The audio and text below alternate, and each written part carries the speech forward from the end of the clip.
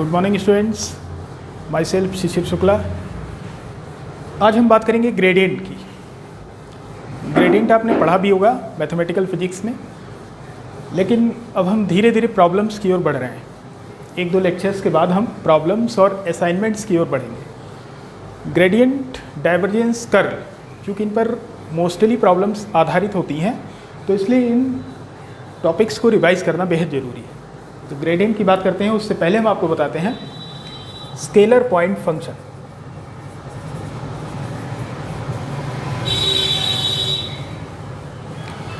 Scalar point function क्या होता है?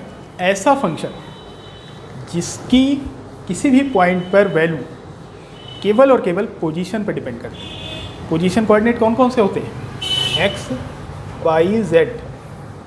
तो केवल पोजीशन पर जो डिपेंड करता है वो हमारा स्केलर पॉइंट फंक्शन होता है। सपोज कीजिए हमने कोई स्केलर फंक्शन लिखा, फाई डिपेंड कर रहा है एक्स, वाई, जेड पर। एक एग्जाम्पल हम लिखे दे रहे हैं। मान लीजिए हमने कोई फंक्शन लिखा है, phi equals x square plus y z plus x y z square. ठीक है, ये हमारा एक्स वाई जेड पे डिपेंड कर रहा है। तो हमारा स्केलर पॉइंट फंक्शन कुछ इस तरह से रहेगा। आगे जब प्रॉब्लम्स आएंगी तो हम करना जानेंगे कि कैसे हमें ग्रेडियंट फाइंड करना है। ग्रेडियंट आप डिफाइन कैसे करेंगे?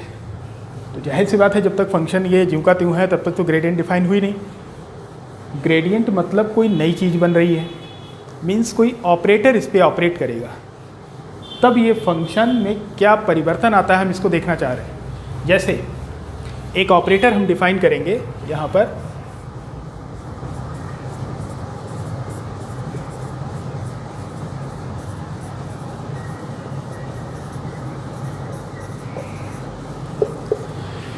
इस ऑपरेटर को आपने पढ़ा है, इसको हम डेल और नेबला,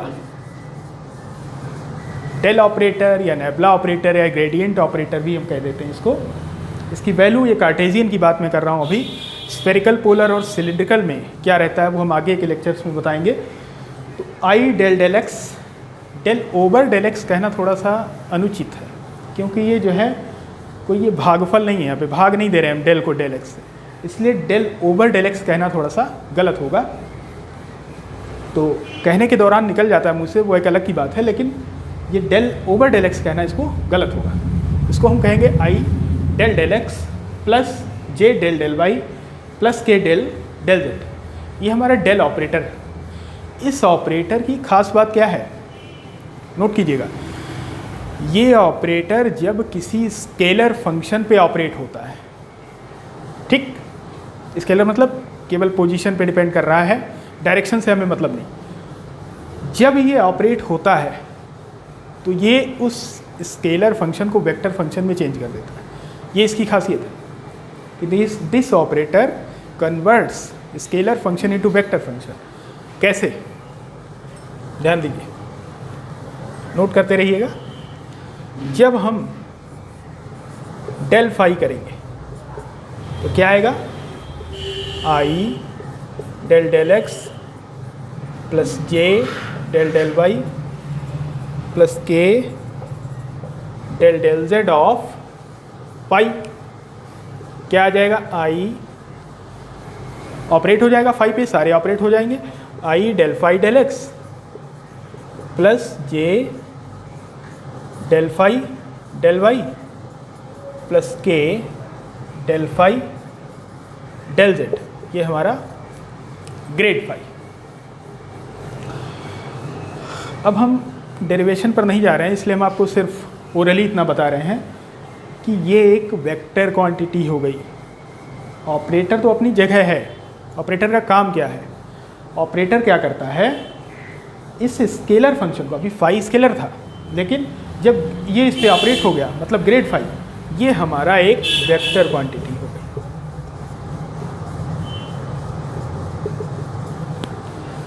तो कहने का मतलब इसकी प्रॉपर्टी क्या है कि ये स्केलर को वेक्टर में कन्वर्ट कर देता है। ठीक, स्केलर फंक्शन को वेक्टर फंक्शन में कन्वर्ट कर देगा। इसका मैग्नीट्यूड जो होता है, आपने जब पढ़ा होगा डिटेल में तो ध्यान होगा, इसका मैग्नीट्यूड जो होता है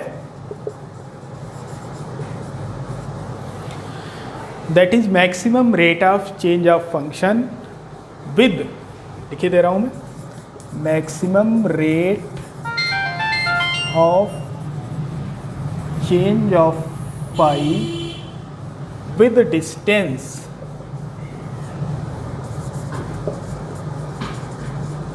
along normal to level surface. Maximum rate of change of phi with distance along normal to level surface. अब लेवल सरफेस क्या है? लेवल सरफेस ऐसा सरफेस है, नोट रखिएगा, जिसके हर पॉइंट पर स्केलर फंक्शन फाई की वैल्यू सेम रहती है. कुछ ऐसा आपने पढ़ा होगा, ध्यान होगा अगर आपको. इक्विपोटेंशियल सरफेस क्या होता है? ऐसा सरफेस जिसके हर पॉइंट पे इलेक्ट्रिक पोटेंशियल की वैल्यू सेम रहती है, तो उसको हम इक्विपोटेंशियल सरफेस कहते हैं. इसी तरह से लेवल सरफेस है जिसके हर पॉइंट पर इस फाई की वैल्यू सेम रहती है, वो हमारा लेवल सरफेस कहलाता है.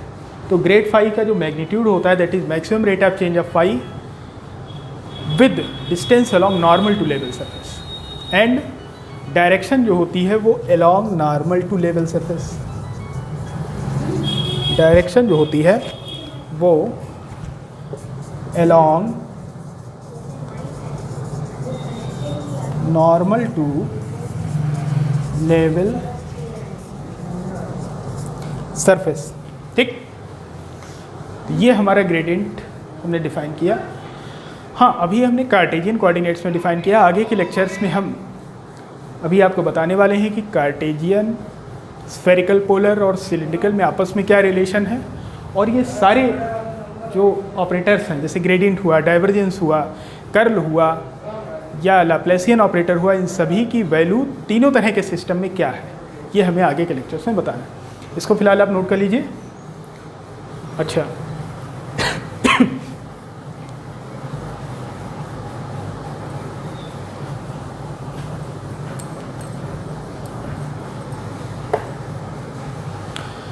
यहाँ पर भी कुछ फार्मूला है, नोट रखेंगे हम लोग.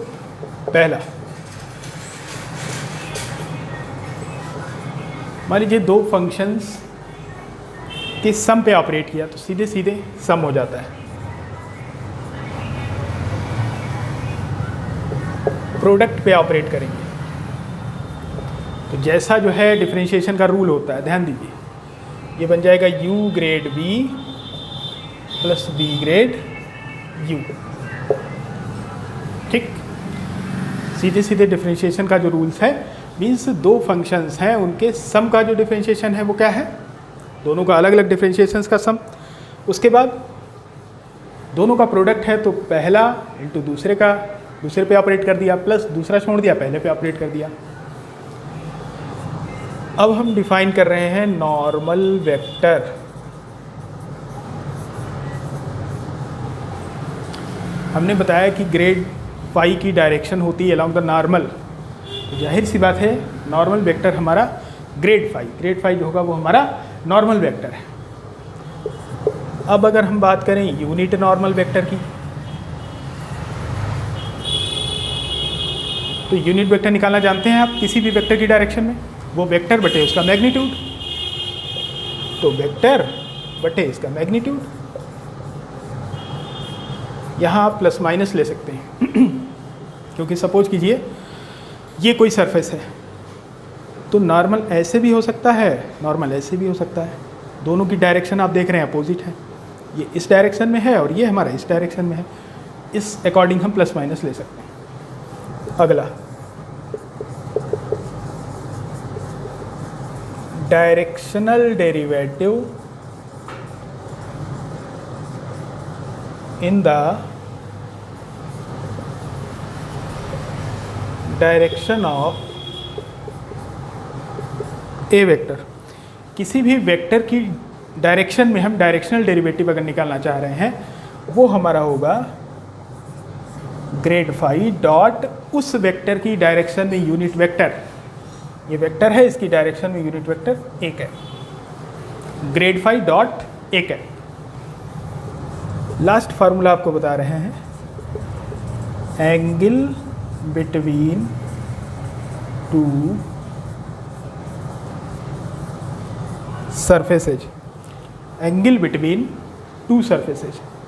अब मान लेते हैं दो हमारे सरफेस हैं φ1 φ2 से डिफाइन है, दो सरफेस हमारे φ1 और φ2 से डिफाइन हो रहे हैं, तो एंगल कैसे निकालते हैं?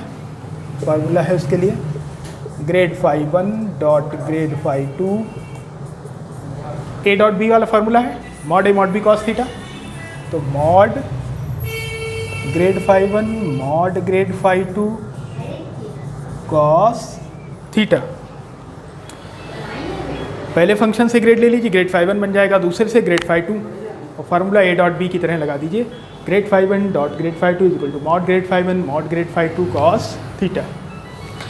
इसके आगे के लेक्चर में हम बात करेंगे डाइवर्जेंस और कर्ल। Thank you.